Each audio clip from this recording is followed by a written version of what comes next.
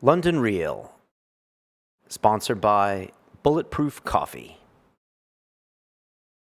A lot of people quite rightly only know the reputation, and the reputation is just party, unconscious, drug taking, whatever. And I know that well too. And I know how to separate, but right now, for the last 4 years, I have been very much on I was on a dieta of no sex, drugs, alcohol, or anything, pretty much for the last 4 years. I'm not fully there at the moment. I've come off it, but at the same time, that was very much part of my journey. That's quite, so for no sex, drugs, alcohol for like periods of years. Yeah. That's amazing. Yeah. Something Tim would do.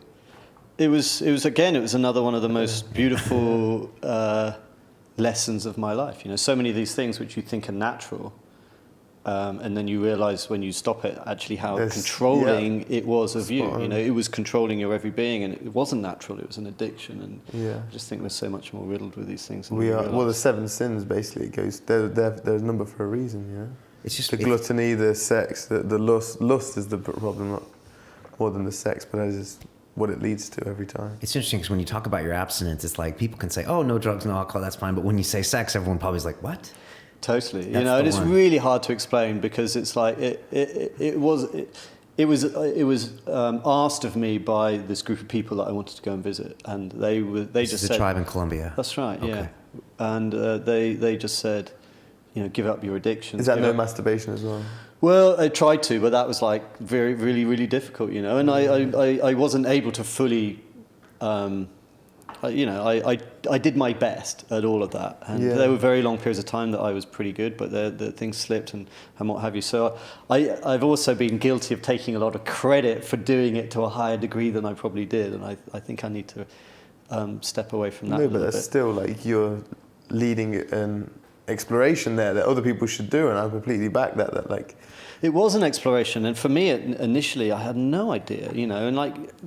Most of them were easy, but like the sex was very difficult. And it's the question, why? Sex is natural. Why would you want to give it up? Right. But then it's natural in the physical world, though. But then beyond that, it's like and in the Western world, we associate sex with so many other things. Well, what I realized was, of course, that I just had a massive addiction to the female form. It was an objectification of females rather than the loving, heart-based, resonant sort of connection that I later discovered. But that took me over a year to actually move away from my loins and into my heart. And I had no idea that that's what was going to happen. And even to this day, I still struggle with my objectification. And, I come back to London, and it's sex everywhere. It's like absolutely crazy. I'm just pulling my hair out. But I have had periods of my life where I now realize the difference between what was driving me previously and what I was able to finally find, which is this completely different sensation of connection, which fulfilled me in every sense, which wasn't lustful, which was just loving and harmonious and not needy. There was no need, it was real love. And it was like, wow, that's what people talk about. I had no idea this shit goes on in the world. And that was the gift, I would never have found that for myself. I was just on my normal road like everyone else, thinking, well, this is normal. I'm just going to do my thing, trying to be nice, trying to be a nice guy, but absolutely missing the point for me on every turn. Well, I always see it as, say you're on an aeroplane, there's a kid behind you and he starts kicking the seat and it bugs you, but for that kid, his reality is just he's in his seat, he's been on this plane for hours and he wants to get out and move around, so he's kicking the seat. He's not aware that he's disrupting everyone on the plane and you in front of it. So as adults, we've grown older, how many things do we do in our everyday life that are like that kid in the chair, but we're less aware of in maybe a more spiritual form, where we're hurting if we have sex with women, and their emotions involved, and then you may hurt them or something. And there's other things, obviously, with what we're eating, with food, with agriculture, with every iPhone that we buy. Are we still that kid in the chair kicking the guy in front, completely oblivious to how much harm and disruptive we're causing to the whole planet? But it's hard, man. We're growing up in this society. It's tough. I guess it's like when you meditate for a while, at first you're like, what am I doing? And then like a month later, 2 months, you start notice, wait a second, I don't do some of the behaviors I used to do. And I guess with abstaining from sex, you probably are like, wait a second, I'm a different person now, 3 months in, 6 months in. How much more energy do you have when you're not checking everyone out walking down the shopping mall? It's like, wow, I can actually concentrate on something else. It's just really amazing. It's because it's like a low-level chakra. It responds at a much faster frequency. So before, your brain can think or anything. It's like boom, like it's way more. It's a much deeper connection into us in a nature connection, I guess, as well, through the root chakra. Have you gone and visited this tribe, or was it like was it a request they made that you have to kind of purify yourself before you go see them? Or? You know, I only had that one sentence from them 4 years ago, and I haven't actually met that guy since. So I've kind of been on my own journey of trying to figure things out. We and just yes, believe it to be true. I have connected with them again since, and it's, you know, and we were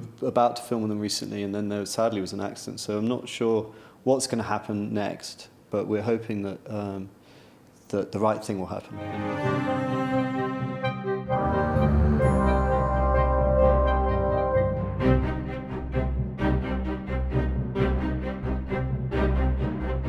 This week, London Real presents Adam Scorgi, the producer of The Union, the business of getting high.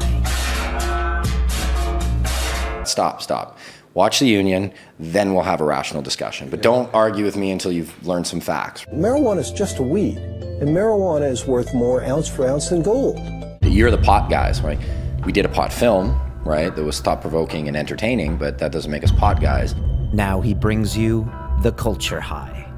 Things don't add up, they don't work. We can't just keep banging our head against a brick wall and expecting it to change. We have to start looking at alternative models. What those are, who knows? The Culture High is the documentary that will tear into the very fiber of the longest fought war of our time. This Sunday, London Real presents Adam Scorgi, the culture high. The only thing that really seems to make sense is that none of this makes any sense.